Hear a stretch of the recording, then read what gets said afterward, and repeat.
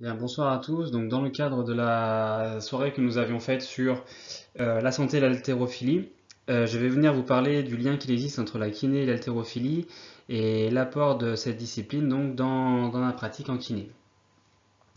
Donc, je suis Jean-Baptiste Descousus, masseur kinésithérapeute libéral à Panazol et amateur de l'haltérophilie.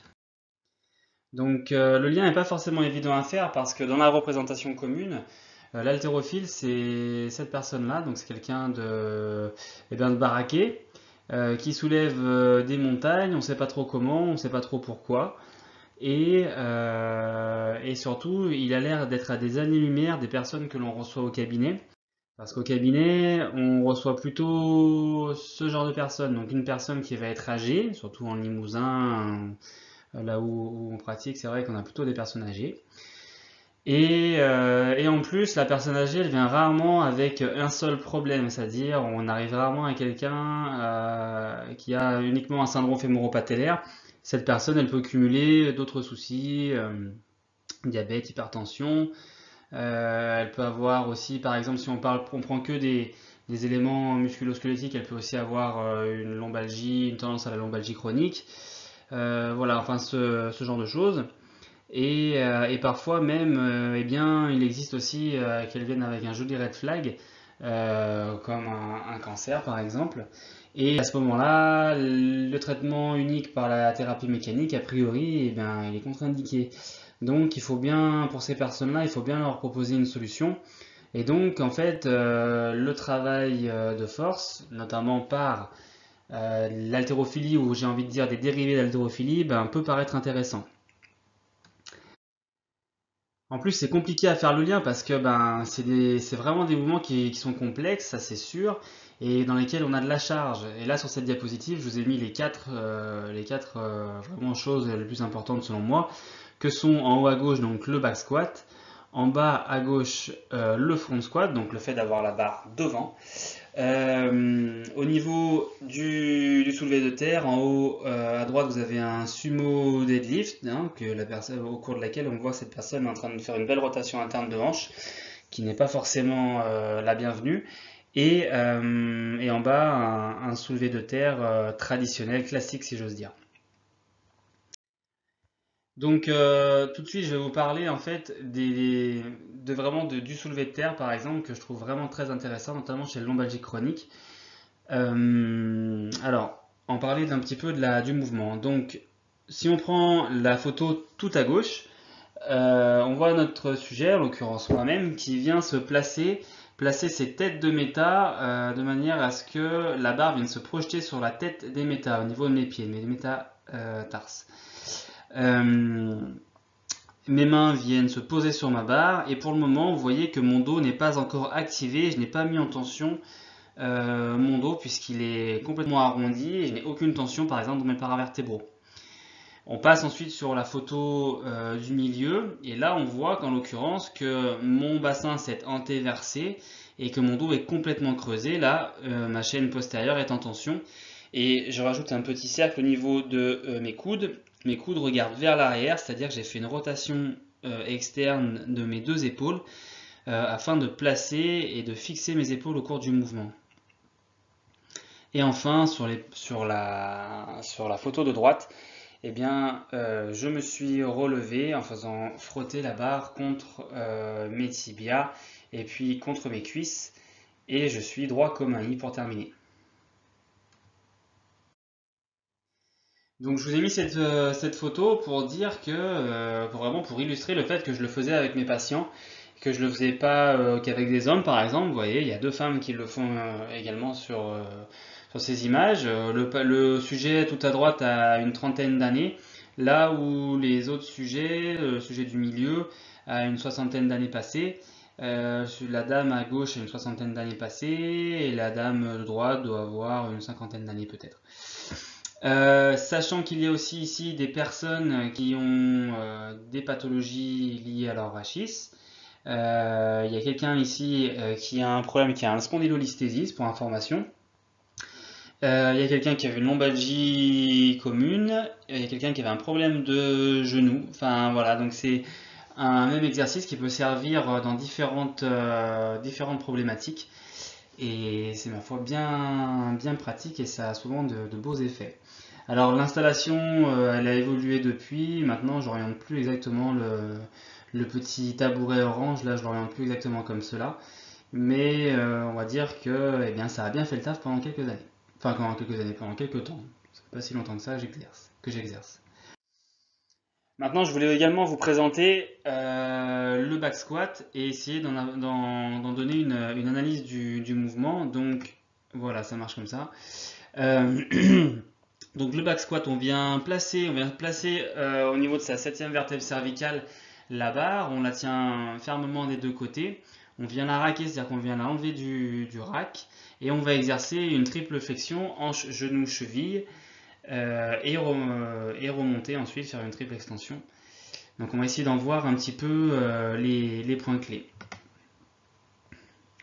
Donc la barre elle est raquée, on recule, on vient se placer, on rentre les coudes, on sort bien sa poitrine et on amorce une triple flexion, hanche, genou, cheville. Notez que les pieds restent à plat pendant l'intégralité du mouvement, que les genoux, là c'est pas facile de voir, mais ils ne rentrent pas, que ce soit à la descente ou à la montée, et mon dos reste placé et fixé pendant le mouvement.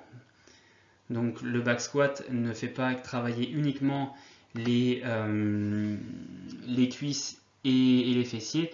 On doit avoir, si on veut qu'il soit bien fait, on doit avoir une activation du dos en permanence pour que le rachis soit protégé.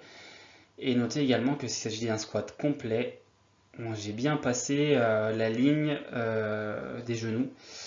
Et donc voilà, le squat doit être profond, doit être complet pour qu'il soit salutaire. Voilà.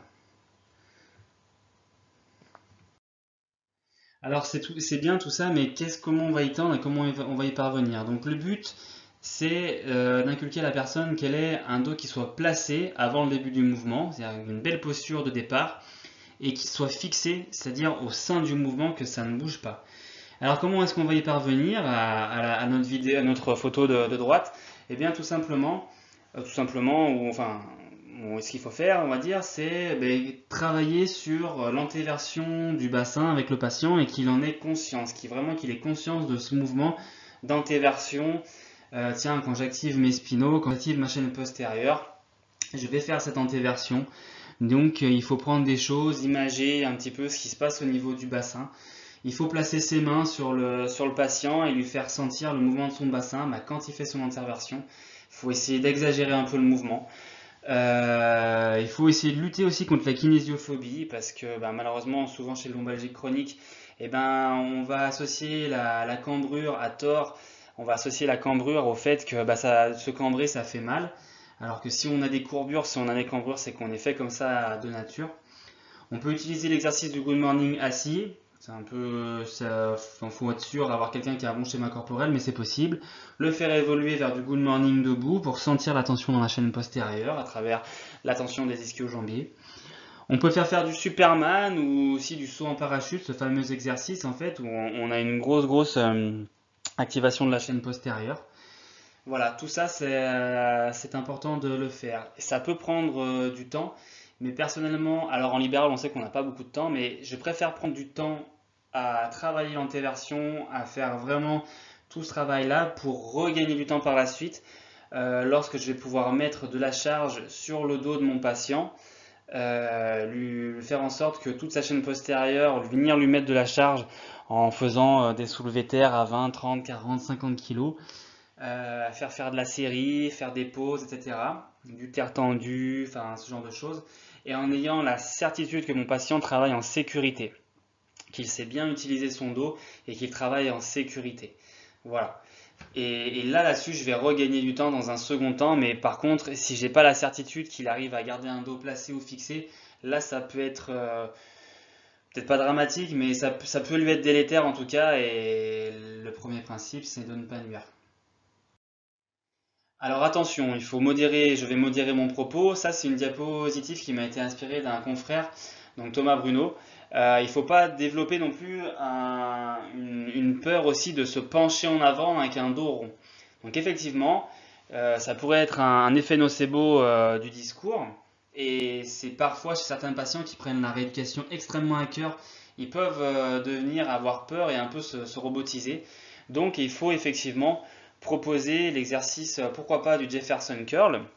Mais à ce moment-là, attention, avec vraiment une certaine parcimonie, je suis d'accord, pourquoi pas avec une parcimonie et sans trop de charge, apprendre aux patients à garder la possibilité d'enrouler son dos et de voir que lorsqu'il se penche en avant, eh bien, il ne va pas se redéclencher une hernie, il ne va pas se redéclencher une sciatalgie, il ne va pas se redéclencher un dérangement postérieur. Donc effectivement, de même qu'on peut le proposer en rééducation Mackenzie, il faut réintroduire la fonction. Et bien là, si vous voulez, il est important aussi pourquoi pas de proposer un peu de Jefferson Curl pour dédramatiser le fait des fois de se pencher en avant. Et bien avoir un discours, dire attention, mon but n'est pas de vous transformer en robot, mais bien que vous puissiez utiliser votre dos comme bon vous semble au quotidien. Alors, qu'est-ce que ça m'a apporté, moi, dans ma vie personnelle, de faire de l'haltérophilie? Eh ben, en fait, ça m'a permis de prendre vraiment conscience, vraiment de mon corps lorsque je travaille et de me placer, par exemple, si je dois faire le transfert d'un patient qui va être en fauteuil roulant électrique, eh bien, avant de faire le transfert, oui, je vais placer mon corps, je vais placer mon dos, mes jambes, et je vais essayer de les maintenir fixés, je vais essayer de faire un maximum de pivots. Voilà. Et moi, de travailler en haltérophilie ou en force athlétique, sur le soulevé de terre et sur le squat, ben, dès qu'on va commencer à mettre de la charge, on va avoir un sentiment d'avoir une meilleure posture et les gens peuvent le décrire aussi. Parfois, c'est les lombalgiques chroniques qui commencent à mettre de la charge et qui commencent à se sentir bien, se tiennent mieux et on leur dit ah, mais tiens, tu te tiens plus droit, tu es plus comme ci, plus comme ça. Et personnellement, j'ai la sensation de me tenir plus droit depuis que je travaille en force. Maintenant, d'un point de vue professionnel, qu'est-ce que ça m'a apporté? Eh ben, en fait, ça m'a apporté de faire beaucoup de reformulations sur la séance d'après. Parce que souvent les gens vont revenir et vont dire oh là là, j'ai eu mal. Et en fait, 9 fois sur 10, quand vous grattez, si la séance a été plutôt bien menée, eh bien, en fait, ils vont avoir des courbatures. Et à ce moment-là, il faut faire bien la distinction entre la douleur et les courbatures. Et que les courbatures ne sont qu'en fait que le processus physiologique de récupération du muscle. Et qu'en fait, c'est bien d'avoir des courbatures. Ça veut dire qu'on a travaillé le muscle au-delà de ses capacités habituelles et que donc on est en train de refaire de la fibre musculaire et que donc on va aller que de mieux en mieux. Dans ma pratique professionnelle aussi, ben, je dirais que mon œil s'aiguise de jour en jour. Le topo que je vous présente aujourd'hui, si je le refais dans un an, je sais que ce ne sera pas le même. D'ailleurs, la première fois qu'on l'avait fait dans le cadre du CREI, il me semble que c'est la deuxième édition du CREI, on avait présenté ce topo, je l'avais déjà modifié. J'arrive de mieux en mieux à analyser surtout les mauvaises postures de mes patients. Et donc pour cela, il faut être progressif dans les charges qu'on propose. Comme ça, ben déjà le patient travaille toujours en sécurité et nous, on se laisse le temps aussi de bien l'observer. D'un point de vue aussi d'éducation thérapeutique. Et enfin, oui, donc en termes d'éducation thérapeutique, eh bien, c'est vrai que ça permet d'amener des notions d'éducation thérapeutique comme parler du modèle discal par exemple, au cours duquel en fait on peut dire que lorsque le dos est placé et fixé, eh bien si vous voulez, on respecte un peu l'anatomie du disque, l'anatomie de l'annulus. Et aussi, en termes d'éducation thérapeutique, il faut essayer d'éviter justement cette fameux effet nocebo qui a été évoqué tout à l'heure. Enfin, je trouve que c'est une pratique qui permet vraiment la mise en place de la pluridisciplinarité. En effet, parce que avec le travail qui va être amorcé, de renforcement qui va être amorcé en kinésithérapie, si on veut que le travail soit bien terminé, pour certains patients, notamment ceux qui aspirent à retourner à la compétition, même qu'elle soit de niveau amateur, hein, bien entendu, ou qui ont des envies de performer tout simplement pour leur plaisir personnel et pour leur envie de performer contre eux-mêmes, eh bien, on peut leur proposer, je leur propose régulièrement, de finir le travail avec un professionnel formé en réathlétisation.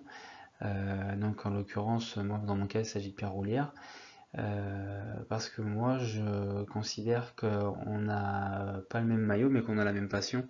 Vous vous rappelez certainement ce slogan qui était donné pour respecter les arbitres il y a quelques années en arrière. Eh ben, on a la même passion, c'est-à-dire qu'on fait ce travail pour les patients, mais on n'a pas le même maillot, c'est-à-dire qu'on fait pas le même métier.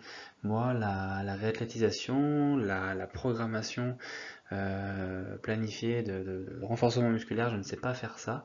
Et il y a des gens qui sont compétents pour le faire, donc autant qu'eux le fassent, moi en tout cas j'ai assez de travail comme ça pour essayer de m'aventurer sur un sujet que je ne maîtrise pas.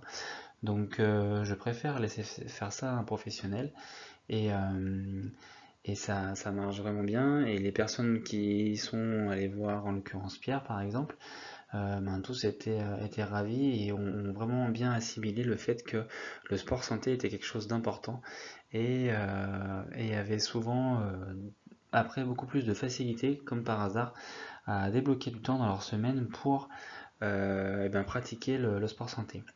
Et enfin, je trouve qu'il y a une compatibilité entre le travail de renforcement musculaire de type haltérophilie ou ses dérivés, hein, ou des exercices plus simples que l'haltérophilie pure et dure, on va dire, euh, avec par exemple la prise en charge Mackenzie, dans laquelle on va peut-être être amené à parler du modèle discal. Et je trouve qu'on peut tout à fait utiliser le modèle discal de Mackenzie pour aussi expliquer l'intérêt de placer son dos et de parler du respect de l'anatomie du disque, des corps vertébraux, etc. Dans le placement du dos, de la même manière qu'on peut le faire en Mackenzie pour essayer d'expliquer à la personne ce qui se passe dans son dos et pourquoi est-ce qu'elle est bloquée en telle ou telle manière. Voilà, en Mackenzie, on va essayer d'abolir dans un premier temps la douleur et de normaliser les marqueurs. Et puis ensuite, on va, toujours avec le même modèle discal par exemple, on va essayer de retourner vers le travail spécifique du mouvement sportif. Voilà. Écoutez, je vous remercie de votre attention. C'était tout ce que je voulais vous dire au sujet donc, du lien qu'il existe entre l'haltérophilie et la kinésithérapie. Si vous avez des questions, n'hésitez pas à les poser en commentaire et on tâchera d'y répondre dans les meilleurs délais. Voilà, à bientôt.